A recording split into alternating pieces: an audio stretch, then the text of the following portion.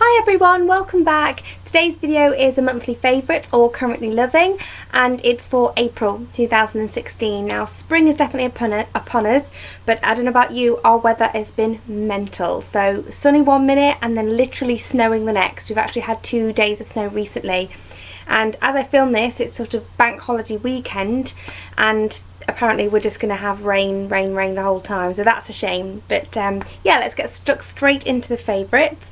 I've actually not got a huge amount to show you this month.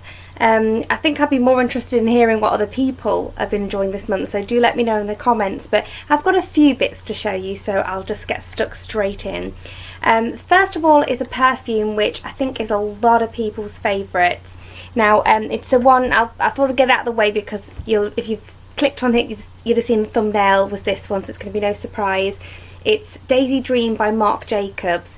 Now I do really like this perfume, but I do like cheaper ones equally as much. The reason why it's in my favourites is because, without going into too much detail, the honest truth is this perfume, this scent, drives my husband mad. So he absolutely loves this scent and he purchased this for me. I would never have thought to buy this for myself, and I just really love the lovely spring colour. It just looks so stunning on your dressing table, which it should for the price, but look how beautiful the packaging is, and just look at the colour. It's just so, it just screams spring, and it's perfect for spring, so that is definitely a favourite. I didn't have a lot of makeup favourites this month, even though I have worn makeup all month round. It's because I've been mainly using up my Project Pan Use Up products. So I'm going to show you a couple of bits. First of all, I want to show you this Revlon Kissable Balm Stain and Honey. This was a recommendation from Leanne from Leanne Says. I've not got it on today, but this colour is just beautiful. It goes with so many different eye looks. It's much more wearable to me as a nude than a nude is because of my skin tone. It's just like a dusky, rosy sort of neutral pink. It's lovely, it's glossy, and it smells minty, and it stains your lips, so it hangs around for a long time. You do need to reapply it, but you know, I don't mind that. It's a lovely chubby stick as well. It's easy to apply. Yeah, I just really like it. Affordable. This is not in the favourites necessarily, but I just wanted to show you the lip liner I wear with this product, which is Rimmel's Exaggerate in East End Snob. I do love this lip liner. And this is, I've bought 3 of these, I'm on my second one and I've finished the first one up. It's just a perfect colour to go with this particular Revlon Balm Stain. But this one I'm not mentioning in favourites because although I love the colour and it's my most repurchased lip liner, it just breaks on me all the time, which is really annoying. So next I'm going to show you a polish, which is one from the Hello Kitty OPI collection. It's in Let's Be Friends. I'm not sure the camera is going to pick up and do this justice, but it's the most beautiful pastel baby pink colour. It's again just perfect for spring. When I see that I just think of spring. Sometimes with paler, cooler pinks you sort of think that they'd be appropriate for winter, but what I love about this is it's 100% a spring colour, and not necessarily again something I would wear in autumn or summer either. So just for this time of year, not that I'm restrict myself to seasonal things, but I just think it's nice, and at the minute I'm into this because it's springtime and it makes me feel spring fresh. The next favourite I'm going to mention to you, I should have mentioned earlier than now, but it's just took me this long to realise how great the product is, and it's Rimmel's Lasting Perfection Ultimate Wear 16-Hour Wear Powder in Fair. It comes with a mirror and a sponge. I don't have the sponge anymore, I've got a puff in mine.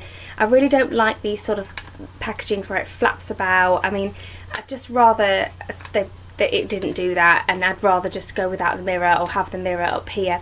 But this is a lovely shade. It doesn't oxidise on me. It's very long wearing. I actually prefer this powder to Rimmel Match Perfection, and that's me saying something because if you watch my channel you know I love Rimmel, especially all their foundations. As I say, I just wish the packaging was better, but I'm definitely going to repurchase this when it's used up because it's fantastic. I thought it'd be too heavy for under the eyes, but it really isn't. It actually works wonderfully under the eyes and really helps to stop creasing of concealer.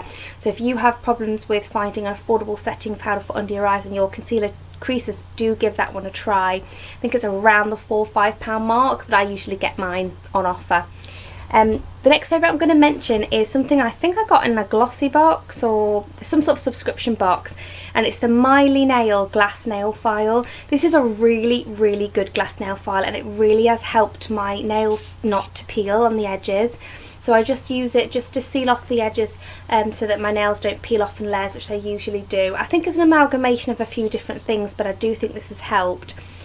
I didn't think I liked glass nail glass nail files, because I bought some from Primark that weren't very good, and it was I didn't realise, but the glass, the bit that you file with, the rough glass part, was a sticker, and it started sort of peeling off.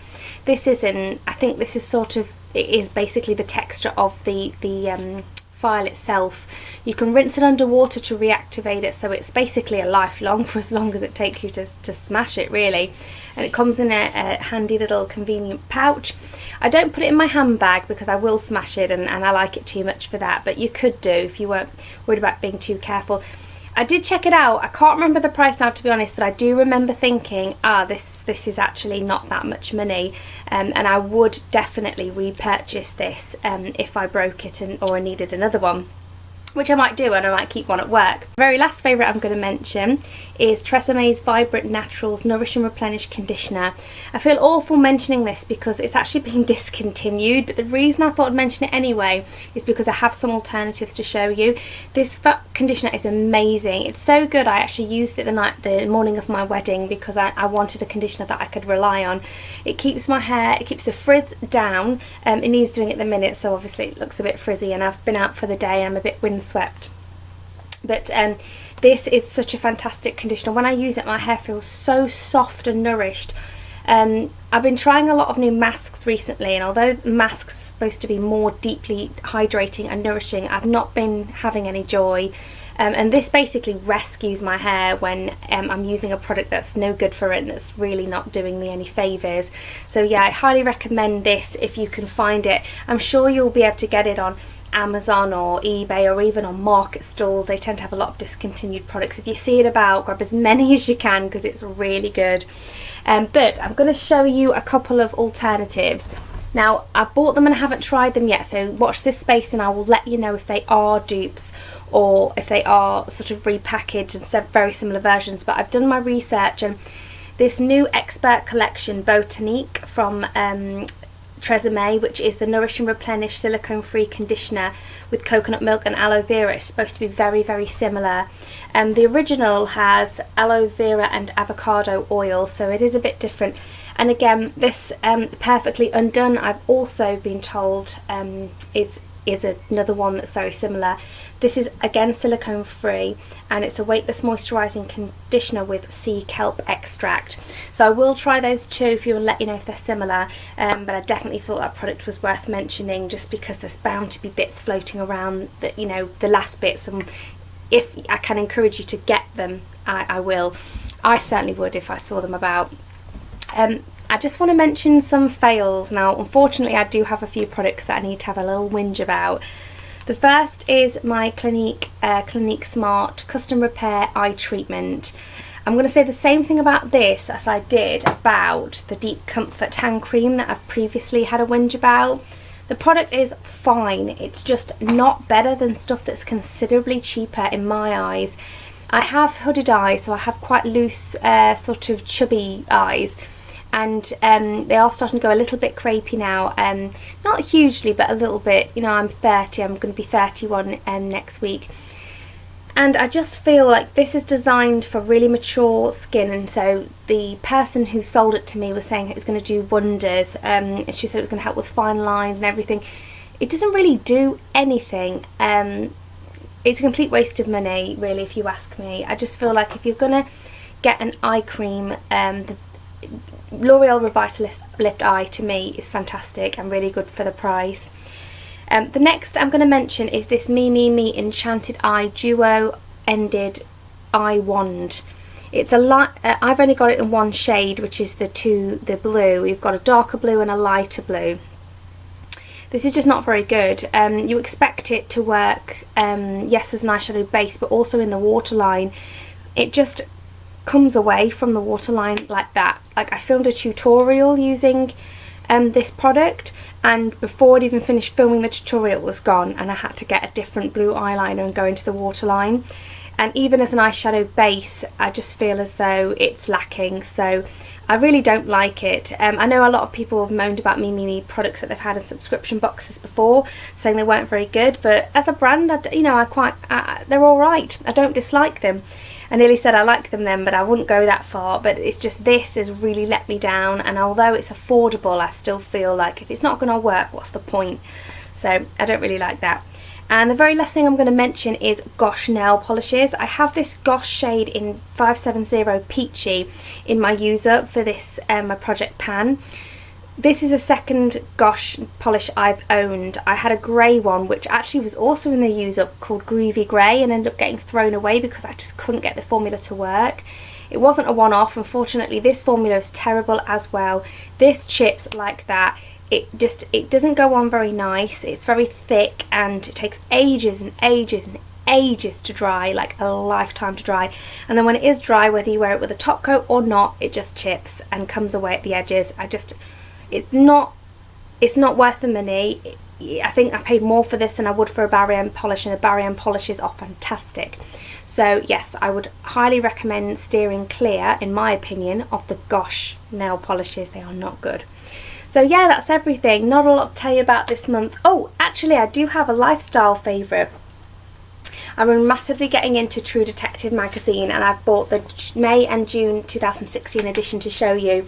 I'm subscribed, and though they're £3.30 to buy, so it says here, I think mine worked out about £1.95 per magazine, with including postage, by subscribing for the year. So yeah, I think it's great. It's a really interesting read if you're into that sort of thing. Some people find that a bit strange, but I just love true crime. So yeah, that had to have a mention. I hope you enjoyed the video, guys. As I said, do let me know in the comments what you've been enjoying for this month just gone, because I've not had a huge amount. It's quite a short video for me in regards to favourites. But I hope that you enjoyed it, and I'll see you in the next one. Happy spring. Bye.